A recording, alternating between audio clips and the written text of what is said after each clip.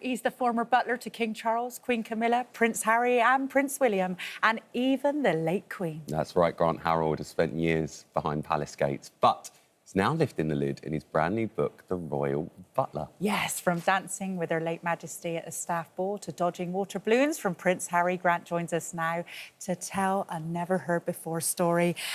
Congratulations on the book, Grant. It's out now. You were a butler for many, many years. You've now told your story. How are you feeling? It's very strange having a book because it's taken many, many years to do it. But quite simply, I didn't know how to do it, all the kind of stories I wanted to talk about. And I think now the Queen's passed, Prince Philip's obviously passed, it felt the right time to share these memories. Did you wait then for the passing? Oh, yes. Yeah, I didn't want to, just out of respect. And, I mean, obviously, the King's now the King, but these are stories that I think that they will smile at and it'll hopefully bring back some nice memories. And this is quite an important thing to say, it's not a tell-all, salacious, this has gone on, that's gone on, gossipy book. It's just actually your time being in that household. It's my memories, and as you know, there's some great stories in there. There's stories that some people can't quite believe because it's given a different view on the royals that maybe you didn't know about.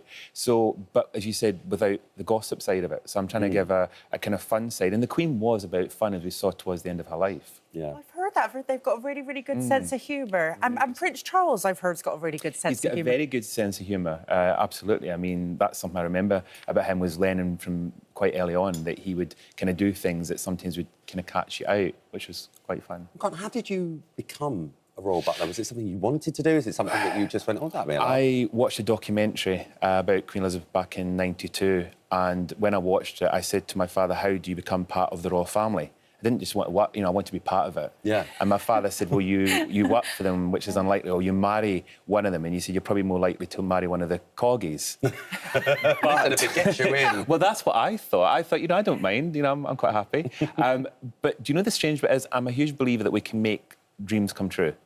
People call it manifestation, people call it prayers. A part of the book talks about this, and I feel that we can achieve our dreams. And this was something I knew one day that I would get to do, would be to meet Queen Elizabeth and get to know her. So when did you actually join the household? 2004. So obviously that's a long time ago now. It's 2004. 26 years. Is yeah, that now? I joined. It was 21 years, 2004. And I mean, when I joined, I mean, the interview process was 6 months. I mean, it was 6 months to finally get in. It took forever to kind of get there. And when I did get in, I mean, the last interview was actually with the Prince, and it was ever so funny because I remember they said to me, they phoned me up and said, unfortunately, your last interview is going to have to be postponed because there isn't two of you to go up against each other. They wanted somebody else, and I turned around and said, well, in that case, I can't wait. I said, so I'm going to have to turn the opportunity down of being his butler. And then the phone rang about an hour later and they said, well, can you come and see him next week? So I thought, I think I've just blackmailed him into seeing me. But luckily he saw me and he liked me and I got to join the household. My goodness, you wanted this so much, you even reached out to Prince William's godmother, didn't you? And you wrote to her as a child. Well, I did. Lady Susan Hussey, I wrote to the Queen. It was the Queen I actually wrote to. And really? It was Lady Susan that responded. And I wrote to the Queen. I sent her a coffee mat of Balmoral to show that I'm quite talented at kind of making things. And I sent her a photograph of myself, which I remember she said to me, the two things she said to me was, why did you send a picture, when you're so young? And I said, because I thought maybe you would remember me, which she thought was quite funny. Which she did. And the coffee mat, I remember she said to me, we probably still got it, it's probably in the royal collection. And I thought it's probably in the royal garbage, most likely. But no, that was, and the other person I wrote to was the King's aunt, great aunt, who was Mary Strathmore, who's passed recently. The owner was at one time owner of Glamis Castle, which is the home that was the Queen's grandparents' home. And I actually wrote to her when I was a kid, weirdly, because I wanted to buy the castle.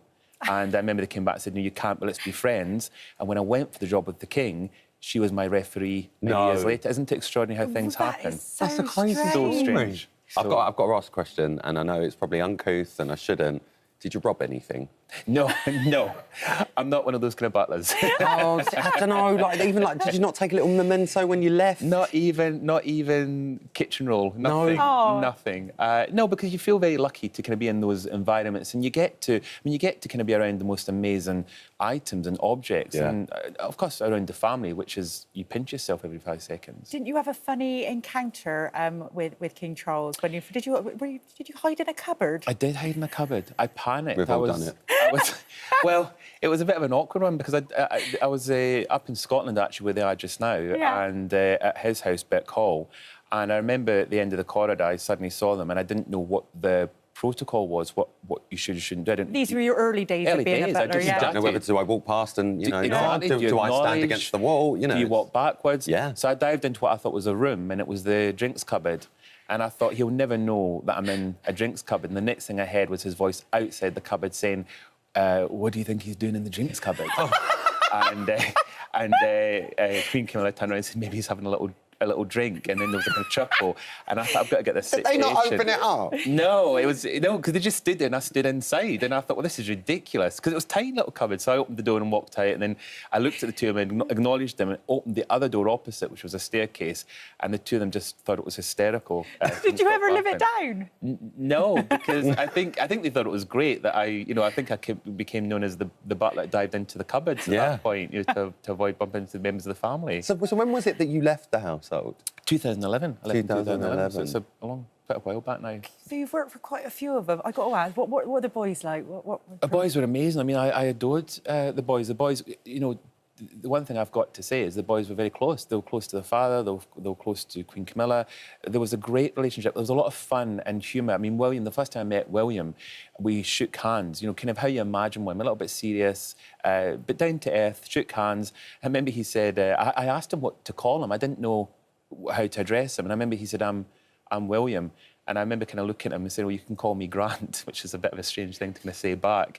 But he was lovely. And Harry, on the other hand, when I first met Harry, I was in a kitchen and a water balloon got thrown towards me, and that was Harry. So it gave you an idea. He was a naughty one, was he? Two complete... He reminded me a little bit of Prince Philip and the Queen, because the Queen also had an amazing sense of humour and did things that completely caught you off guard. Oh, I just love that, though. I love knowing that. They're all normal, really, aren't they? They are. I mean, to give you an example of the Queen, I remember once going to a nice dinner and we walked, other members of the royal family were there, and we walked out the room because I was given instructions to go in, acknowledge the Queen, inform her dinner's ready, walk out together, the rest of the family and guests will follow, and we'll walk along the corridor. And it all went to plan until she stopped walking on the corridor and realised that nobody else was there. So she walked back, looked in the room, caught the eye, I think, of the Prince of Wales, and then she looked at me and she's right, and she ran down this corridor. So I then started, because I didn't know, am I supposed to run? Do butlers run? I run with you? I did a kind of trot after her, got into the room, and then everyone else is running down the corridor like ascot to get into the same room because they should be in at the same time. And she looked and winked at me, and I thought, wow, this is amazing. Well, it's nice to feel that way, I think. I could talk to you forever. God, these stories are amazing. However, I should say, we're at quite a posh table. Yes. And talking of etiquette, I'm a little bit frightened. Where do I put the iPad? Where do I put this? What do I do? Well, I believe you've got a few little tests for us. I have. Okay. I'm pleased to see you've made the effort and dressed up for the occasion. Thank you very much. Yes. It's lovely.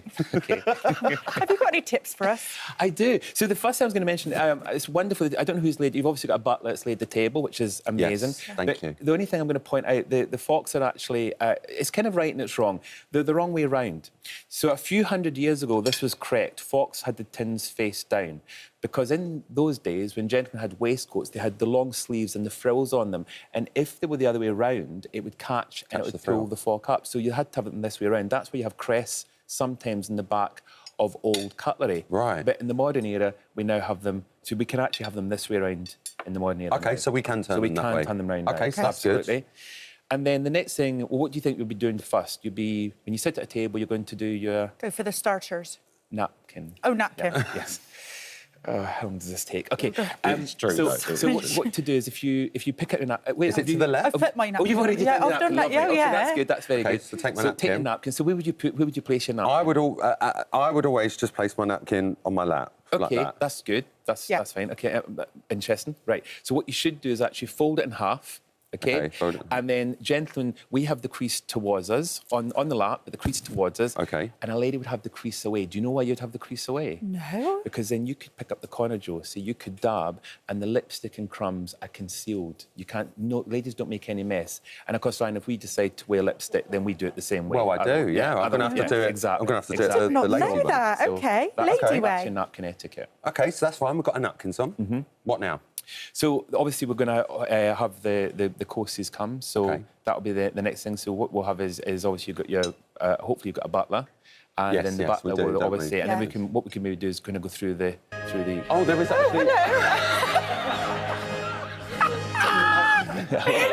The soup for you. Thank you so much. Thank you. Oh, thank you very much, Brian. Wow, this looks great. Wow. How do you think Brian's doing as a butler? Have you just come from the palace? I have indeed. I met them all, and they send their best regards. Fantastic. Maybe you with a cup of tea there. You've got a posh cup, and you've just got your mug. Sorry. Well, thank you, Mr. Connolly. This is lovely. My pleasure. It smells Please delicious. enjoy. Thank you very much. Oh, the soup smells delicious. Oh, no! Off with his head! It's all like the wall, Brian! Oh, I've done so well. We've done so well. Have you ever done that? No, never. Never. I wanted to keep my job. I can't believe this. Brian. And that weren't even fake. He's genuinely just dropped it. He's genuinely just dropped it. Grant, thank you so much for coming in. Honestly, this has been such a pleasure. It's been interesting. I mean, it's been quite interesting. Your book, The Royal Butler, My Remarkable Life of Service, is there. And it is absolutely incredible. Thank you. Oh, thank you very much. So Thank you for the old show. Thank you very much. I think I need to do some butler training for you. Yeah, you can take Brian backstage and just have a word with him. Yeah, if you could sort him out, that would be lovely. Okay, look at that. Thank you for visiting our This Morning YouTube channel. Now, we upload new content every day, so go ahead and hit that subscribe button so you don't miss out. And we'll see you in the morning.